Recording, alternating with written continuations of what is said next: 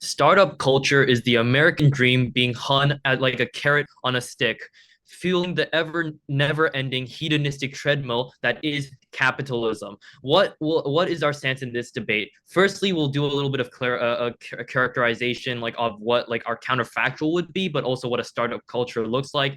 Secondly, we'll talk about our two main substantives about firstly how startups are risky and encourages people to just lose everything, and secondly how startup culture leads to a capitalist hustle, never-ending capitalist hustle narrative that encourages people to burn themselves out and do and just follow the never-ending hedonistic treadmill.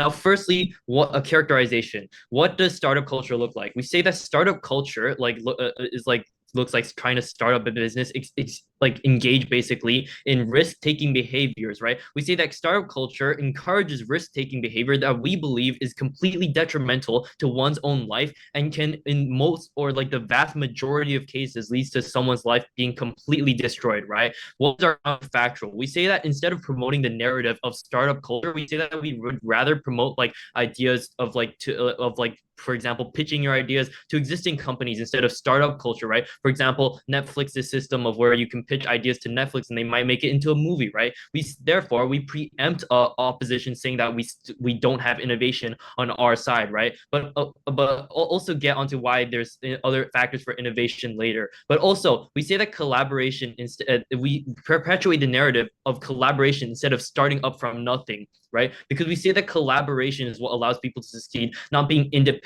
and just starting up from nothing because of your own giant ego. Now, moving on to our first substantive argument about how startups are risky. Three layers to this. Firstly, if the business goes down, the person goes down because the vast majority of these startups look like sole proprietorships, for example, right? Where the person's legal identity as the person is linked to the business. So that means that if the business goes down or if a customer sues the business, the person himself as the individual is going to have to like pay out of his pockets to like pay for those bills, right? And so we say that this is extremely detrimental because this means that if the business fails, that person's life goes down. That means they have to sell their house, for example, sell their cars, right? They might not even be able to send their children to school anymore. And so we say that the risks and like the harms of this are very detrimental. But also, secondly, we say that often startups do fail because under like the info side as stated, right? It's the narrative that you start up from nothing. And so because these people start up from nothing, oftentimes they're not even going to be able to sustain their startup for a year, let alone 5 years, right? But also, or even become Microsoft, right? But also we say that people often go into debt just to get the funds to start a business. They often mortgage their house, take a mortgage for their house in order to start a business because oftentimes the vast majority of people do not have the funds to like open up a cafe in the middle of the city, for example, right? They simply do not have enough funds to start up a business. And so that means that when the fall of their business just becomes even more detrimental. Why does this not happen under our counterfactual? And under our counterfactual, we say that people are encouraged to collaborate, not to operate under this like I am a god narrative, basically, right? That people are encouraged to invest money into a business, for example, pitching their idea to a business, right? That is not as big of a risk as like losing your entire livelihood because your business failed, right? And so we say therefore these risks are not worth it, especially when one can lose their entire livelihood just because their startup fails. Before I move on to my second argument, are there any POIs? Three, two, one. Seeing as they're none, I'll move on to my second argument about how startup culture perpetuates this hustle culture that leads people to overwork themselves. A few layers to this. Firstly, people are encouraged to burn themselves out because they see examples of people like Bill Gates, who started Microsoft, Steve Jobs, who started Apple, and they think, yeah, I am Steve Jobs, I am Bill Gates. The thing is, for the vast majority of people, they are not, right? They're tempted with the carrot on a stick that is the American dream. They're encouraged not only to sacrifice everything like their house, their family, for example, but they're also encouraged to burn themselves out, sacrifice their soul to like the never never-ending hole that is capitalism, right? We say that they're encouraged to sacrifice everything just in order to fulfill this ideal of the American dream, which doesn't even really exist in our modern society, right? And so we say that in order for them, they want to become Steve Jobs, they want to become Bill Gates. The thing is, in the vast majority of cases, they never will be because of the mechanisms that I stated earlier. Startups are very unlikely to succeed. But also, like, two layers of analysis in here in the two scenarios. Firstly, in the case where the startups don't work, which is the vast majority of cases, and the best case scenario for opposition side where these startups do work, and how it still leaves these people worse off than before. In the case where it doesn't work, which is the vast majority, I've already explained how like they materially lose everything, but they also lose things spiritually. That is time that they could have invested into caring for their family. That is time that they could have invested into discovering a new passion or a hobby, all going down the drain because their startup failed, right? And so we say that this is not only like they lose their material possessions, but they also lost a lot of time that they could have spent doing things that were much more spiritually fulfilling. But also in the case where it does succeed, which is very rare, we say that this still leaves people worse off because although they might materially be rich, we say that this firstly encourages a few unhealthy behaviors like the hedonistic treadmill, where people still feel like they're not enough, that they're not earning enough money, that their business could grow even larger. And so we say that under like a startup culture, people are never satisfied, right? People can think that, oh, I need a bigger office, I need a bigger chair, I need a bigger table for me to file my taxes, right? I feel like this is what happens when you operate under the startup culture. But also secondly, like the spiritual and opportunity cost that you could have spent with your family still applies here, because I feel like if trying to commit to a startup business already means opportunity costs with things that could be much more spiritually fulfilling. But also, fourth layer here about how we still promote innovation, because there are many other factors that encourage innovation other than the moolah, right? We say that because if you're passionate about history, for example, you're going to write a history paper about history to innovate within the field of history, right? There are many other things that can encourage people to do things other than monetary benefit, like their passion for something, right? And so we say, because of all these reasons, Judge, if you don't want people to run forevermore on the hedonistic treadmill, please vote for opening government. Thank you. Yeah, so in my speech, I'll be quickly responding to their alternative and then some refutation. And then I'll be moving on to our side's arguments. First is on encouraging development, and second is on flexibility and adaptability, right? First, responding to their alternative, right? Their alternative that PM provides you is that they can give ideas to existing companies, and then you don't necessarily need a startup culture because we already have the existing companies, right? But let's look at the wording of the motion. The motion states that this House regrets startup culture, meaning that the government side has a burden to support a world where there was never even startup culture in the first place, right? You can't simply say that you regret startup cultures and you have the current existing companies that are in the status quo, because if you do not have startups in the first place, then you don't necessarily have their own example. For example, Netflix, you don't have the companies in the first place. Startups are the prerequisite to being able to have people and jobs to sustain life in the first place, right? But moving on to responding their arguments. Their first argument is on how it is very risky, it's not worth it. Two responses. First of all, we think that it is this person's own choice. It is their own choice to start a business or create a startup. And we think that if they personally think that this is way too risky, they're not willing to take this trade-off, then they can simply choose not to have a startup, right? Just because it is risky does not mean that this is not brought significant benefits to our society, and does not mean that this house should completely regret the startup culture, because we do think the startup culture has brought significant benefits to our society and is very important, right? But second of all, we think that failure is worth it, right? If we do not have startups, society will not be progressing and society will not be the way it currently is, right? If everybody's afraid of failure, if everyone thinks it is too risky, then there will not be the companies that we currently have in our status quo, right? So we think that these risks, it is worth it, because this is why society is the way it is currently.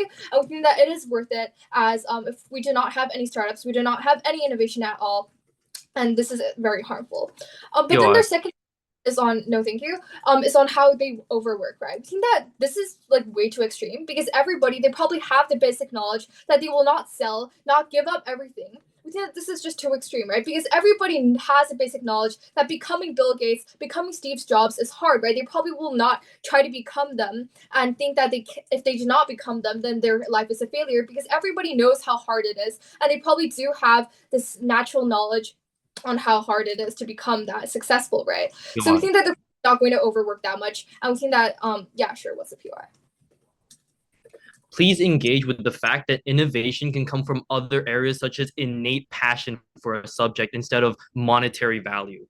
Wait, I think that's the exact same thing as startup culture, right? If you like you want to like start up a company, you need to have startups in order to like, even if you have passion towards something, even if you have like incentives to start a company, this is all considered a startup culture. I don't see the difference. Okay, so moving on to our team's arguments. Our first argument is on encouraging development. Two layers of analysis. First is innovation and economic growth. Startup culture fosters innovation, leading to technological advancements and new solutions to societal problems. This also drives economic growth by creating jobs and new industries. For example, startups like Apple, startups like Google and Tesla all began as small ventures and have transitioned into the companies they are now, right? Contributing to a significant economic and technological advancements.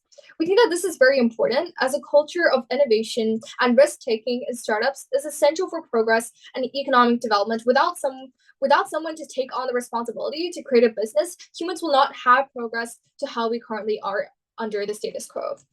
Second is empowerment and opportunities. Startup culture empowers individuals to pursue their ideas and to create their own opportunities, right? It encourages entrepreneurship and allows people to take control of their careers. Many entrepreneurs, including those from diverse backgrounds, have found no thank you, have found success in the startup world, creating wealth and job opportunities for others. This is very important as a culture of entrepreneurship is crucial to success and provides opportunities for those who may not thrive in traditional and cooperative environments.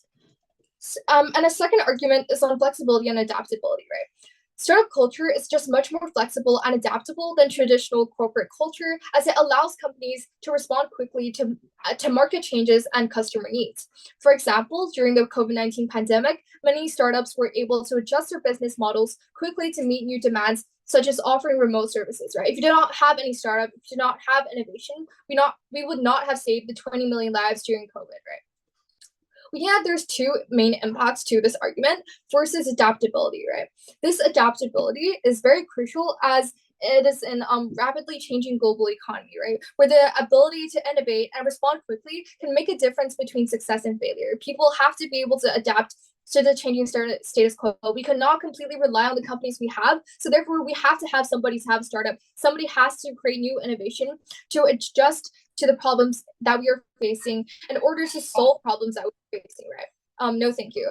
So second of all, the second impact is on cultural and societal change, right? We think that startups, they can often challenge the status quo, which can push for more cultural and social change. We think that they can for example, it can promote values like diversity, it can promote values like inclusion and sustainability. We think that this is very crucial as startup culture can be a force for positive change, challenging traditional businesses and practices, promoting more ethical and inclusive values.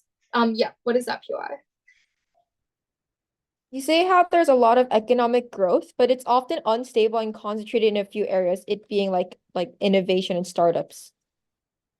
So we think that even if like only some places there's going to be innovation, there's going to be startups, we think that this just basically benefits the entire globe, right? If some country they have a startup, if somebody starts a startup, for example, Bill Gates, they start Tesla, then this Tesla company can benefit the entire world, right? It can create several jobs. So I think that this, even though this like might be some individuals willing to take on the risk, we think that the benefit can be for the entire society. So therefore, we do think this risk is worth it, and people should still not regret the startup culture, as this is what has shaped us into currently what we are. I would say that this is crucial, as if we do not have any startup culture, there probably isn't necessarily going to be that much innovation if nobody's going to willing to take on the risks, and humans will not have progressed to how we currently are, right? So we do think startups are crucial, and even if only some people are willing to take startups in the end, we think that this is still a benefit that can win this debate. So for all these reasons, I'm proud to stand on opening opposition. Thank you. For every Bill Gates who started a business in his basement, there are 10,000 or like tens of thousands of other people who have failed and have spent all of their resources on this, who have spent all of their time in a business that would never work out, have dropped out of college in order to pursue a career that would never work out, and have ruined their entire lives because of this. In this speech, I want to focus on a few main things. First of all, on the idea of whether or not we're able to have businesses to pitch to, and second of all, on the idea of innovation. First of all, which side would actually have more of it, and second of all, whether or not it's actually important within this debate. Firstly, then, on their attack onto our framing, which is on the idea that there's never going to be businesses in the first place for us to pitch to. A few things here. First of all, there's a lot of businesses that start up by like government funded, right? They're just funded by the government and therefore they already exist. Second of all, startups are characterized in the info side as people who are working very hard for little pay. So we can obviously assume that there's going to be there's obviously businesses in the past that were formed by a group of relatively rich people who are able to start a business from that without like working hard for very little pay. So we think that in many cases, there are obviously going to be businesses that start up with that are formed without actually necessarily fulfilling the startup culture in which you're doing many of these things, right? But third of all, we're talking about startup culture here, not necessarily just like starting up businesses and like pitching them. Startup culture itself specifically references the idea of starting businesses from something, as the info site says, from like almost nothing, right? If we're able to prove in many cases, businesses start up with a lot of things and with a lot of resources already, because people, not everyone is like necessarily broke when they start a business. So we think that a lot of times you're still able to pitch to a lot of these businesses that they exist. Second point of framing I just want to mention is that they try to tell you that a lot of people will know their capabilities and therefore they won't burn themselves out, or therefore won't do extreme things within starting up a company, right? But notice that this bites them back, right? If they want to say that people know their capabilities and don't think they're going to be like Bill Gates or Jeff Bezos, then there's never going to be any startups in the first place, and their entire case on innovation necessarily falters at that point, right? Therefore, this is a very crucial contradiction, and kind of bites back at their own case.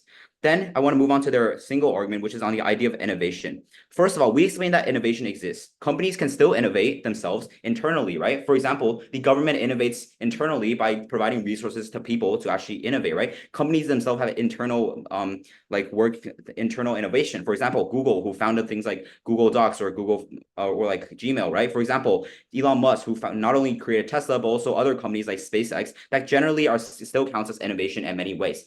Second mechanism of innovation on our side is the pitching system we mentioned. As we stated earlier, businesses will obviously still exist on both sides. It's very unfair to them to just assume it's going to be an entire anarchy when there's no businesses at all. I think it's fair to assume there's still going to be businesses for people to pitch to, right? This means that our pitching system necessitates that there's still going to be innovation, and the innovation is a lot better for a few reasons. First of all, you actually have resources to work with. Compared to their side, in which you're just starting a business from a basement, on our side, you're pitching to a multinational business that likely has the resources to actually make your own your own innovation work, right? Think about Netflix, for example, right? None of the movies on Netflix would ever work out if the individuals just had a dream, right? They actually need the resources to make this happen, because doing things like producing a startup is very, very difficult. On our side, we're able to make these startups possible by collaborating with businesses to actually make this happen. Third of all, we think that innovation doesn't necessarily come from startups. Like, for example, like scientists themselves don't innovate by starting up the business. They simply innovate by doing things like research and working with the government to do research, right? This means that oftentimes innovation will still exist on either side, because people oftentimes don't necessarily innovate for monetary value, which is on the idea of startups, but they innovate for the benefit of, for their own necessary passion, right? So innovation still exists in the sense of people like scientists or people who are passionate about the things they do, because they're not necessarily doing it for monetary value in them as startups are doing it, right? So on our side, we think that there's still going to be a reasonable amount of innovation that you are able to get, and we think our innovation is a lot better because you have the resources to work with it. Governments themselves have resources to support startups. Businesses themselves that are already big have resources to also support small startups compared to their side. Even if we want to bite their bullet and say that, sure, innovation is a lot worse on our side, we think we still win this argument because we're able to help the most vulnerable group. The most vulnerable group of people are the people who generally believe that they can actually go ahead and make a startup and end up failing, which is the majority of the people. And a lot of people start up businesses and end up losing a lot of money and resources and end up dropping out of college, which is completely neglected by their first speaker, right? We explained to you that oftentimes you're losing time and resources, and valuable time and resources at that you cannot get back. For example, if you're dropping out of college, not only are you losing money, you're also still losing the time that you could go and therefore start a business or like start a career in the future. So for many people, especially the most vulnerable groups, are going to be the one that have lives that are completely ruined. Before I move on to my extension, I'll take a POI. Okay. Seeing as there are none, I want to move on to a second, another extension, which is on the general idea, which I want to build up upon of our first speaker's idea that your life is kind of ruined, right? First of all, we explained to you that vulnerable groups themselves are the ones with the biggest aspirations, right? If you're a very vulnerable group, you're likely more motivated by things like like you read books about Bill Gates and realize that people succeed who are in similar circumstances as you without a lot of resources, right? People who are generally richer or have more resources likely go pursue a better career because they have the resources to do so, to go to like school, for example, or a better school, and they have parental guidance to tell them what to do. People who generally don't have as much resources are the ones that are the most likely to actually start these startup businesses, simply because they wanted to like believe in their aspirations. They have people, they have stories from people like Jeff Bezos or Bill Gates who started their life from nothings, and therefore they're more likely to be the ones that are actually starting up businesses. In this case, this means two things. First of all, it's never going to work out because these people have no resources to make it work out in the first place. Second of all, these vulnerable groups are going to be their lives are going to be a lot worse when it eventually fails because they don't have the resources to make things happen, right? Even on their best case, in which innovation does happen, we believe that these vulnerable groups are more important because, first of all, economic growth from startups are not necessarily guaranteed, right? Maybe Microsoft exists, maybe like Amazon exists, but these are a very small percentage of companies compared to the majority of the companies that generally start from branching off from other companies or generally start from having government funded and subsidies from the government. So startup businesses, their contribution for innovation is generally really small in the sense that the majority of the companies don't actually gain the innovation from being a startup in the first place, but rather they gain the resources from other existing companies. This means that we're willing to sacrifice this small amount of innovation to gain this like huge to like make sure that a lot of people aren't getting engaged into this culture, working very hard for very little payment. And for the reasons above, we're proud to propose. First of all, I would like to clarify some things, right? They tell you we already have a significant amount of big corporations and you can just pitch your ideas into them. However, notice that this is a regrets motion. The government has the burden to defend a world where the startup culture never existed and not analyze how we can abolish startup culture with the status quo resources, right? Notice how their examples, such as Netflix and SpaceX, are companies that only started influenced by startup culture, that took a huge risk when they were starting, right? But moving on, they tell us that they're still going to have the business that we have today because they can have government funding and billionaires can still have businesses. However, first of all, we tell you that the businesses that are able to get government funding are only the few. It is highly unlikely that governments will heavily fund startups for non-necessities like Netflix or SpaceX, especially when they already have government institutions like NASA, right? They tell us that billionaires also are not affected by startup culture, so they can still have billionaires that are pitching for like better businesses, right? They tell their logic is that the info site says that people work for little pay. That's why billionaires are not included. We don't think that's true. The info site says that people are working for the business that are working with little pay, not the business owner. This means that companies that were billionaires but had people that are working for low pay for them to start up their company still exists and still is included in startup culture, as long as they were taking risk when they were starting up instead of, for example, government funded, instead of, for example, it's a family business, etc. But furthermore, on their mitigation of other sources of innovation, such as starting a company with passion and not monetary benefits. We think this is really untrue and is non-unique on their side because nowhere in the info side says that startup culture only cares about monetary benefits, right? On the contrary, we tell you that many businesses created under the influence of startup culture was actually not based on monetary incentives, but rather personal passions, such as a mission to solve social environmental problems, right? We think these incentives, such as personal passions, also can exist on our side. This is literally non-unique. But furthermore, onto their arguments then. First of all, they tell us that startup culture encourages people to lose everything because they bet all their money on their businesses and they have no way of succeeding. So the premise of their argument is that people are very highly unlikely to succeed. Like only 1 in 100 people succeed startups, right? First of all, this is just an assertion. They never proved to us. However, we also tell you that there is also, even though there is a significantly high risk, it is still a viable option. 2 reasons why. First of all, we think startup culture encourages taking reasonable risks. It's not reckless risk taking where everyone believes they're Bill Gates, everyone believes they're Steve Jobs, right? We think that the belief or the expectation that people take when they want to have a startup is that they want their business to grow, but they don't expect them to be like world leading businesses like like Apple or like SpaceX, right? Because they know that their personal capacity may not may not be as much as, for example, Elon Musk, who is a billionaire. We think that there are people, governments that can't just assume that people are stupid. People still have a reasonable knowledge of their capacities. Startup culture only encourages them to put resources in so that they can have an expectation that their business will grow to some extent. But furthermore, we think people are unlikely to invest all their money into a startup if they don't have the capacity to do so, right? Because if you look at your bank account, you only have $1 million, you're probably not going to have a startup. But furthermore, we think that successful entrepreneurs are often those who are manage risk effectively, right? They make calculated decisions based on, like, for example, the market state right now, or like customer feedback, and they make financial plannings. I don't think people are as ignorant as government frames them to be. But second of all, I think startups often come with strong support in the first place, such as incubators and accelerators that are programs that are designed to help startups grow by providing them with resources. This means that the risk isn't just put on this one business owner where they lose everything, or they're very likely to lose everything. We don't think that's the case. So first, we tell you that the prominence of the startup culture, the prevalence of it, how many people recognize that there is a startup culture, and how many people go to start up businesses means that there's more awareness, that in turn this has led to facilities that you can see now, like co-working spaces or collaboration opportunities, or like startup hubs, etc., where many people collaborate together to start up a business. We think this, first of all, this shares the risk between different people, and we think the risks are minimized when you have these facilities because of the prominence of startup culture. On the second argument then, on how startup culture leads people to overwork themselves. Oh yeah, I'll take your POI. You talked about how our startups failing was an assertion, but our second speaker literally talked about how poor people are the most likely to start up businesses. And the first speaker already talked about how people often have to finance out of their own pockets to start a business, leaving them in a very financially precarious situation.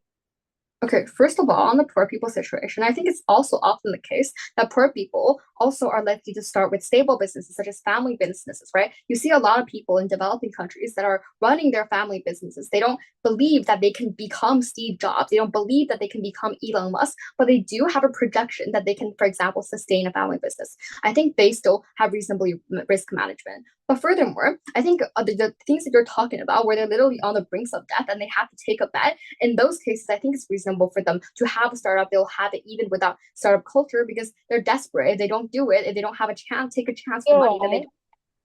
But furthermore, on the idea of how startup culture leads people to overwork themselves. First of all, I think overworking exists on both worlds. In any entrepreneurship, people are just pushed to work hard, even for your family businesses, etc. They're also working hard. Capitalism still exists. You still have competition. The pressure to expand your business and earn more money still exists. And we also think when any business start up, people still work super hard. This is really non-unique. Even if you're a very poor person in a poor country, you still want to earn more money. You still have this incentive to overwork yourself. I think this is very symmetrical. But furthermore, I think they dropped our argument on how we have more flexibility and adaptability when you have a diverse range of companies, right? We tell you that we can't only look from the micro level. We also have to look from a macro level where you get a lot of diversity of companies. You get a lot of diversity of services so that you can have more adaptability during periods like COVID, for example, right? During the COVID pandemic, many startups were able to adjust their business models quickly to meet new demands compared to these big corporations that were already established. And you also need many multiple diverse services in these situations. And we think that is better to have more diverse services for the whole society on a macro level. So for these reasons above, strong to stand on opening opposition.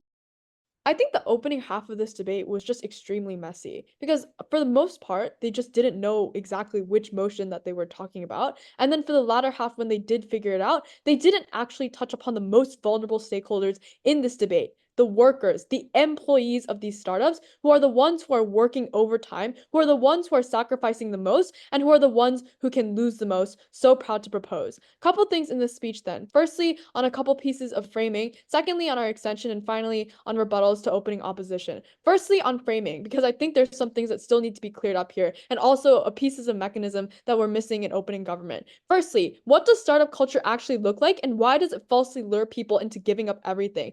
we think that startup culture generally looks like, for example, startups just being popular. When you have an idea, then startups are the first option that you think about. People paint startups as likely to succeed even though they aren't. That's what startup culture is. So therefore, when you are thinking about a startup, you're likely to have this kind of false sense of confidence. Once again, to clarify, we aren't regretting the existence of startups. We are regretting the culture. So things like Netflix can still exist, Microsoft can still exist because they genuinely had crazy innovative ideas that they probably turned to startups as their very, very, very last resort. So startups will still be existent on our side, but it will just have a far less, like, it will have a far lower rate of failure because those who don't actually have good ideas are not gassing themselves up and deluding themselves into thinking they have good ideas. So therefore, on our side, it is on our side that it is when startup culture exists, then that where less capable people feel like that they're able to become entrepreneurs. That's when you have people who have bad risk calculations. But on our side, we weed out those kinds of people by only having those who are really going to work hard for it. But secondly, why are startups likely to fail in the first place? This is the premise of Open Government's case, but they only really ever talked about the impact of their failure, that these CEOs are likely to fall from a very, very high bench because they're losing so much. But the reason why startups are likely to fail is because when you have a lot of startups, then you're going to have a lot of market saturation. So there's going to be crazy, crazy competition in your field. And just generally in the field, there's crazy competition. You don't have many resources. It really, really takes a miracle for a startup to like really exist. So that is why startups are likely to fail, not just because they're risking a lot in the first place. With that said, then, moving on to our main extension on workplace abuse and assault. We think that the premise of this argument is that firstly, startup culture uniquely breeds the ideal grounds for workplace harassment and sexual assault, but also that it just uniquely like harms like workers and employees to a very, very high extent. Why is this true? Four key things of mechanism here. Firstly, there's just a lack of workplace boundaries. In the info side, it says that you have to work a lot for very, very little pay. So you're already violating regular workplace and corporate norms. You're not likely to have set in and out hours. You're not likely to have a set pay every single day or every single week because the earnings of the company fluctuate so much. It's just generally going to be informal in terms of your boundaries and in terms of your working procedure. Not only does this mean as a regular employee, you are likely to be extremely, extremely burnt out, and you have to dedicate your entire life to working because you never know what is going to happen when you need to be on duty or on call. But also secondly, it's likely to be a smaller team because you're just starting out, which means that you're going to be unusually close to your boss and all of your co-workers. You're probably going to be working in your office until like 2 a.m. in this little office that you rent out with all of your co-workers. This means two things. Firstly, it's easier for bosses to make moves on you or assault you or, for example, touch your thigh in a meeting and not say anything about it. But also, this means then, why is this uniquely harmful in terms of workplace culture? When you are very unusually close to your boss and when you have these kinds of informal boundaries, not only does it feel more okay for these CEOs to make these like moves on you, but you as the victim now feel bound to not tell because this is your friend and not just your boss, because you have to spend an unusual amount of time with them as a startup. It also means that the people on the team are likely your friends with your boss as well. This is your life. So therefore, they're likely to feel fear retaliation or damage to career prospects, especially when you're in a small, close-knit team. But secondly, again, you're spending your entire life here. You're working really, really hard and really, really late very often. This is your only friend group. So as somebody who's been assaulted, then you're unlikely to want to speak out because you just literally can't do anything about it, or it could risk destroying your entire life. But thirdly, because there's a lack of workplace infrastructure. So even if you did want to report the assault, there's probably no way for you to get help because there's no HR team probably established. There's no audit team. There's no established reporting mechanisms or anti-harassment like policies in your workplace. The company just has far less resources and time to deal with this anyway. So even if you did report it, then it's probably going to be inconsistent in the way that it is dealt with. So even if you did want to speak out, there's absolutely no avenue for you to do so without being shut down or, for example, without losing your job and therefore your entire life. But finally, we think that high employee turnover is very common in startups due to the demanding nature of work and high failure rates. So if you do speak out, then you're likely to lose your job entirely, which is even worse given the fact that there's already been characterization that when you join a startup, you are giving up your entire life. You're working very hard for little to no pay. So if you speak up, if you try to do anything, then you're literally quitting your job with absolutely no money to show for it. So what does this look like like then in the real world. For example, I was lured by the false appeal of this startup. I was able to get really close to my boss and all my coworkers because I spent like 12 hours working with them every single day for a month. But then my boss starts making moves on me. He starts touching my thigh. He starts making inappropriate comments to me. I feel very, very uncomfortable in my workplace, but I cannot speak out because there's absolutely no way for me to report this. And these are all my friends and family. I feel this kind of over time. I feel this kind of moral obligation not to say anything because I feel like I'm breaking a very personal relationship that I've established due to the lack of boundaries in your workplace. We think that this is extremely, extremely common, and secondly, extremely, extremely harmful, especially for younger women in the industry and in the corporate industry. We think that also, for example, it's just generally going to be bad for workplace environment. But why is this important, and why does this weigh over opening government? Because opening government generally talks about the CEOs of the startups, and they generally have more power. But we think that the employees are the truest of the victims and the most vulnerable actors in this debate. They are able to be kept in the dark. They are at the whims of others and cannot do anything about it. And now with assault, this not only ruins their lives in the short term by not having financial stability, but it could literally alter the course of their lives and create a large amounts of distress. So not only are they burnt out, tired, like have no lives and are not getting paid, but they are also kept in the dark when they need to speak out the most. We think that then on our side, that's when startup culture we regret it the most. So proud to propose. First of all, I'd like to start with some rebuttals, then what's missing in the opening exchange currently. Then I'll move on to some extensions and some points. So first of all,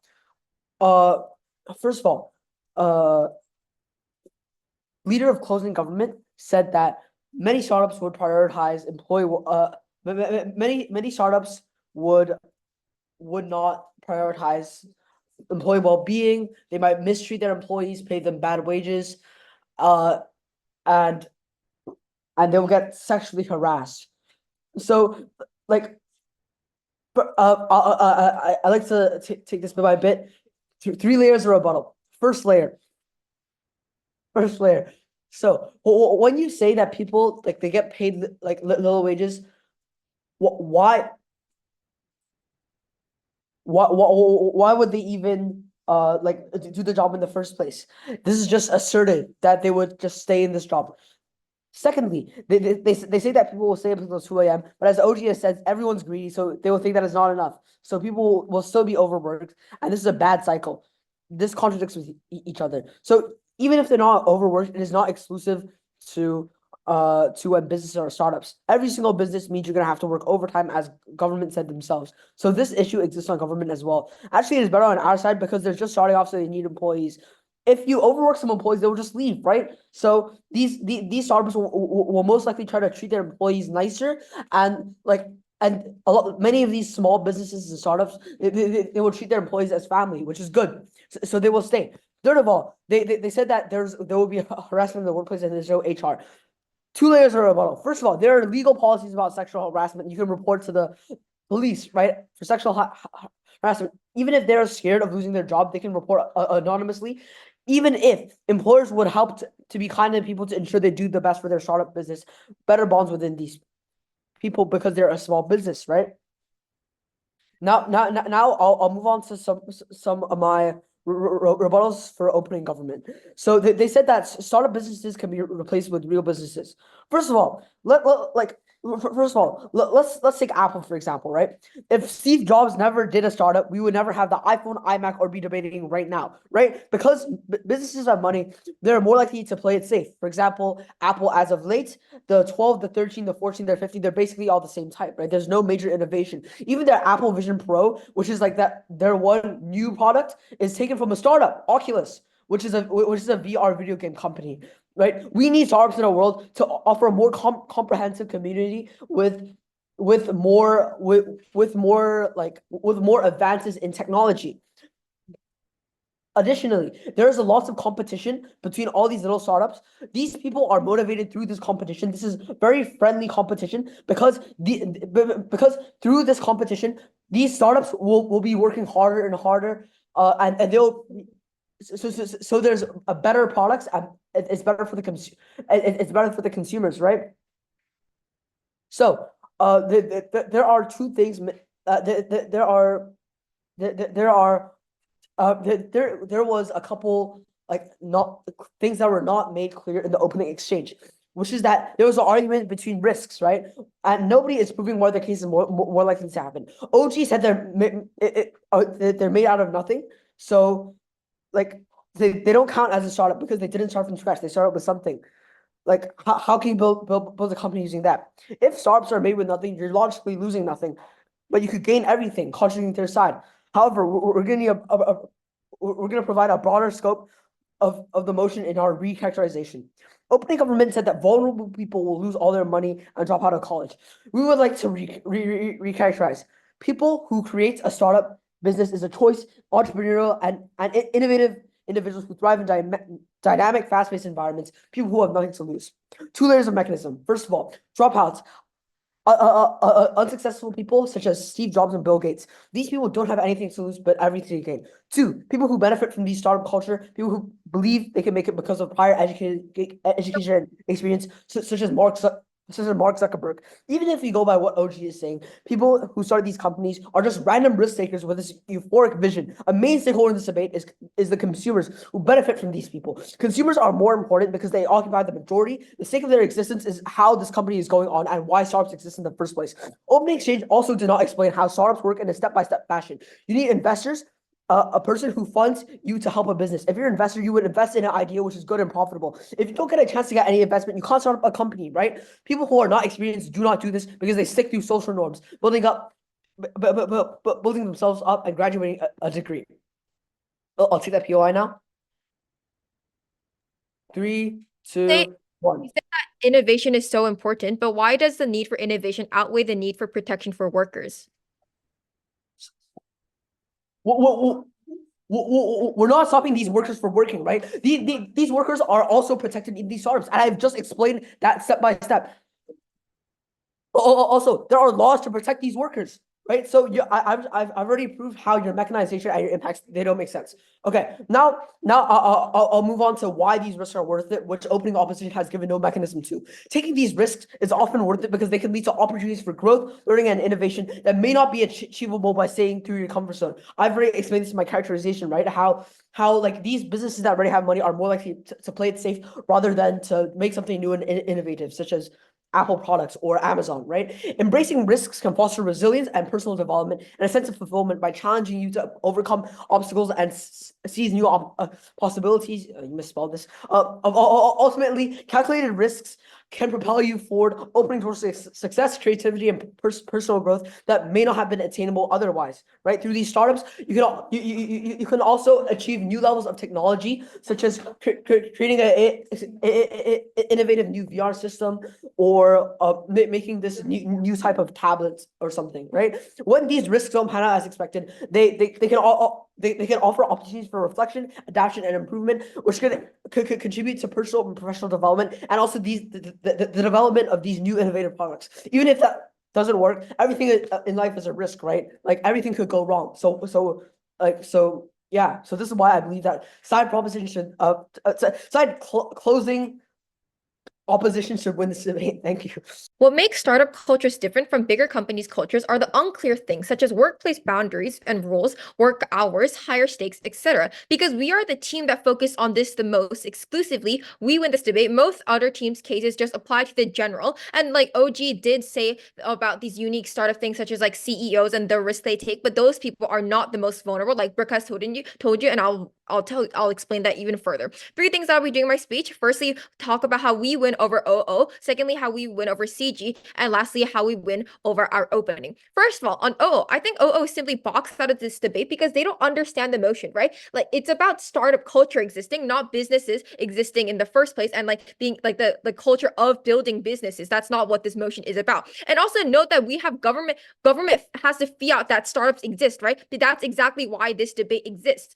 They tell you that like failure is worth it and the society wouldn't be progressing. But we tell you that there's a trade-off for those failures. We tell you that like those failures are going to be more often than successes, right? Secondly, they tell you about innovation and economic growth. We tell you that there's like my PY has told you, there's often instability within them because simply like there's like just so many unknowns, no matter how like competent they might think they themselves are. And we told you that they're concentrated in only a few sectors, for example, like technology, right? And also like I gave the POI to their closing side. Why does the need for innovation outweigh the need for protection for workers? Like we told you, there's a lot of like not like that much good protection for workers in a startups. And I think that this is a much better response to them than rather OGs because it's just more realistic because we do realize that oftentimes innovations do come in the form of businesses. I think that our whole government side has rebut this case a lot, but this is their main push coming from opening opposition. Secondly, they tell you about like job opportunities, especially for those who don't do well in traditional workplaces. That's exactly why this debate, this motion takes place, right? That's why we regret startup culture, which is a culture in which there's a lot of casual office space, right? We would rather have like a formal traditional office space, right? Then lastly, they just talk about how it's more how they need to have like a diverse range of like companies, but we tell you that's not as diverse as they think because only a few will succeed out of like a million that try. And like also they tell you how they push for change and passion, not just simply for monetary incentives. We tell you that's false. Then they would set up they can make just enough of the same like social impact but not gain money, or they could just go under another company and make that same social impact. Before I tell you how we win over CO, sure, I'll take a POI. If workers value sexual harassment over keeping their jobs, they would leave. Since they haven't left, that means they care about keeping their jobs above anything. How does your side help them? By taking away their jobs, by regretting the company in the first place? By a lot. What we're regretting is the startup culture. This culture, like I have described to you, me and my first speaker too, is a culture of so many unknowns because this is simply a startup. It's just like there's many things that haven't been set up. Like I said, like boundaries and that whatnot. We're not taking away startups themselves from existing. It's the culture from them that we want to change, right? So what does CO give you? We just tell you that it's really derivative from the opening, right? They again talk about the need of innovation, but why does the need for innovation outweigh the need for protection for workers? It doesn't, right? Their POI response says that there are laws to protect workers. We tell you that's not really the case in startups. Sure, there are laws to protect the workers, but one of our mechanisms was literally that if the workers report something bad happening, there is no HR team to investigate and fact check it. There is no audit team. There are no resources to enforce those laws. So these workers are truly fully reliant on the conduct of humans around them. But if you pass out, you can't do anything. How will you prove it? Especially as a minority, you can't trust that. You could get discriminated against, you could get harassed, but you can only do nothing, right? And they tell you how like if their OCO comes up and talks about how if they start it with nothing, they'll lose nothing. I'm unsure as to where they got that from. You have to start like sure you like maybe like start with like a nothing as in terms of like a prototype, but you still have to come like either come from money or have a really good idea and get money from like venture capitalists to start this, right? And their only like real like an extension is like personal development and confidence like things, but we just tell you that's just simply not exclusive to this like to themselves, because you can like find confidence in so many other things like winning competitions or getting a promotion in like a bigger company. Then lastly, how do we win over our open and government side? What do they say? They basically tell you that it's risky, and if the business falls, you fall. You could fall into like a capitalistic society, right? You need resources, startup. It doesn't matter if you just have a dream, and the economic growth isn't guaranteed, right? So that the economy isn't really benefited. We told you that's all really good, but what did they miss out? They miss out on what the majority of the stakeholders are, aka the most vulnerable, which are the workers. And I think they also get wrong who the most vulnerable are. It's not the people that like are gullible and think that themselves can create these like amazing like big companies. It's the people that are within those companies, the workers, right? What did we say more? What did we say? And why is this more exclusive and important? What did we say? Why is it more important, right? We told you that taking a risk is possible in both a big company, and this is really only the case of CEOs or startups, like 1 to 2 people, right? But we looked at the bigger scale, aka the employers, the workers. What did we say? There's people with more mental health issues, as like you're going to be like thinking about like your work, new business ideas when you're outside, right? Or like you might be like dealing with like sexual abuses because there's less concrete boundaries, or you just can't like give a work and life balance and separate that, right? And sexual like there's like for the sexual abuse thing, There's no HR team to go to. Note that this is especially important because workplace assault is rampant and it has a huge impact on an individual's life, right? The lack of formal laws and all of this means that there's going to be mental distress forever. Also, it's just such dangerous rhetoric to say that if victims prioritize sexual assault over their job, they would just leave. Like we aren't taking their job. The alternative is either joining a startup that has formal boundaries as per our manufacturer, or joining a corporation that has an HR established. And then we also are much more realistic and actually paint what the world is likely to look like, right? When we have startups like Netflix and Microsoft, the culture within them would have more regular hours. There would be more professional boundaries from the get-go, right? And also note that our openings case is on the assumption that like startups will fail. That's basically why they say this is so like why CEOs are so vulnerable, right? We prove that why this is the case. That's why this is more important than what our opening says, because our material is just exclusive and is a prerequisite for any of things like the opening to say to make sense, right? All of the government bench already refutes opposition side, saying that innovation still exists on our side, right? And even if we say that we are still slow at that, we still help the most vulnerable, therefore we win this debate. So then what's differentiating us from the opening is how much we can prove is bad about startup culture that makes it regrettable. And because we've told you how regrettable this is, because of the magnitude, the scale, all these workers that are going to be the most vulnerable and to be harmed, well, I think we win over all these teams. And for all those reasons, so proud to propose vote for CG. So first of all, I would like to analyze some clashes and then move on to why we would win this debate. The rebuttals in this speech will be integrated into the clashes. Okay, so first of all, the first clash in this debate is the risk. Whether like having a startup company and creating a startup company is really risky for the bosses of the company or not. So first of all, on proposition, they said it's not worth it because they could lose their life, they could lose their jobs, they could lose like everything if their company just fails, right? But on the opening side of opposition, we said that it's worth it because they're pushing for a change. It can help with everything and it could innovate everything. And on closing, we added that actually it's not that much of a risk. So our members characterize the two type of people who would actually start a startup company. One, they're dropouts who are unsuccessful people already. Their life is already at the bottom and they don't have anything to lose, which is why they start a startup. Then what's their risk in starting it for them? If they fail, they have nothing to lose. If they win, they have everything to gain. So, and two, the other characterization our member said is that the people who benefits from this, if it's people who have previous experience or education in this, then if they have experience in this and if they have really good ideas in this, then it would probably be seen by the whole crowd. So it's a little risk and they have previous education in this. So if this fails, they could choose another job or something. So it also means that the risk isn't as big for them and they all have another step. And so they could have something else, even if the business fails, which means that the risk is failing.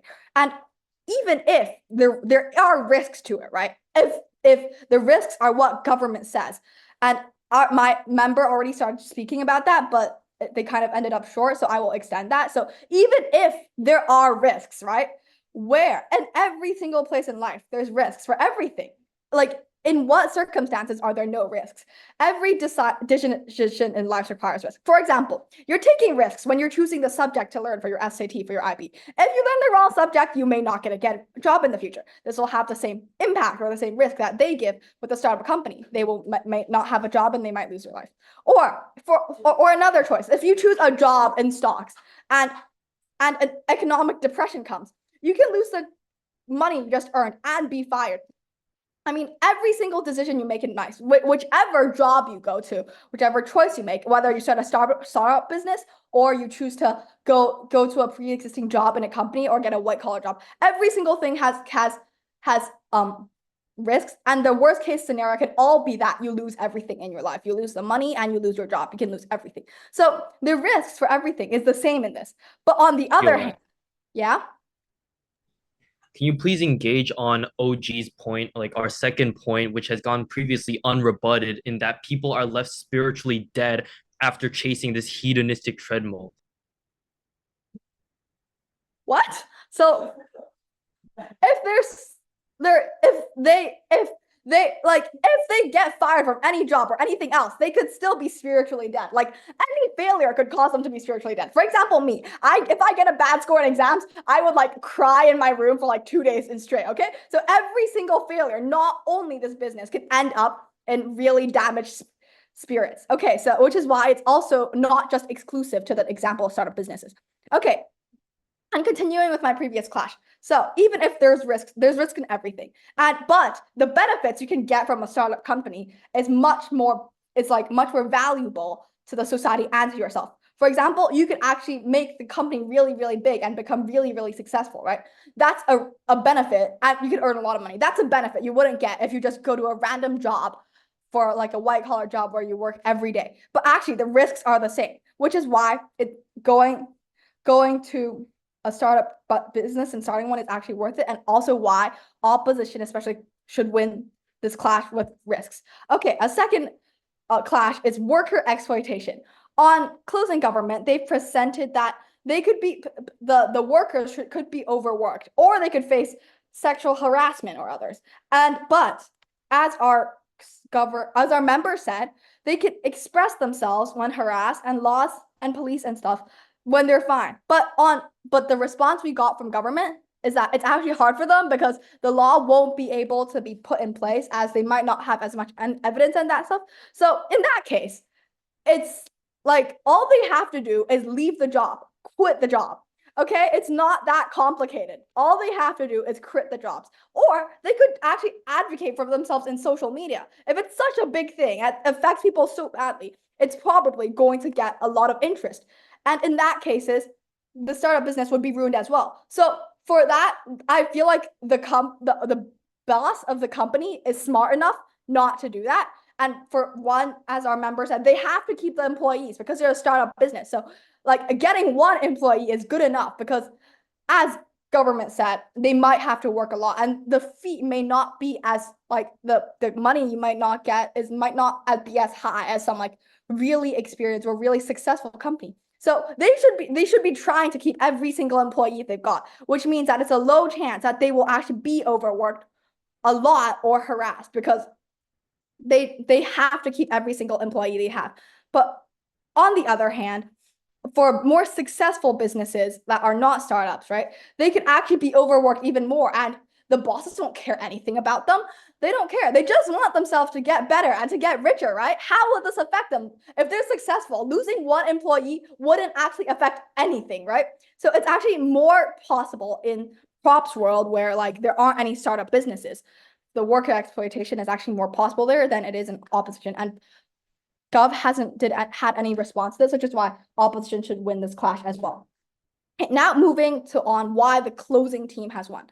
First of all, as CO, we added vertical extensions with the mechanization and impact, which is why we win over OO. And we recharacterized the whole debate by adding a broader scope, which is also why we should win OO over our teammate OO. And we also took down CG with our rebuttals of how startup businesses can't actually be replaced by real businesses, and the risks that they have proposed actually exists in every single world and could be, and CG and we took down CG because they keep on talking about sexual harassment and the workers' right, and not reacting and replying to our point that there are real laws in the world which can take care of this matter, and the mechanization that the bosses of these companies have a low possibility of actually doing this thing.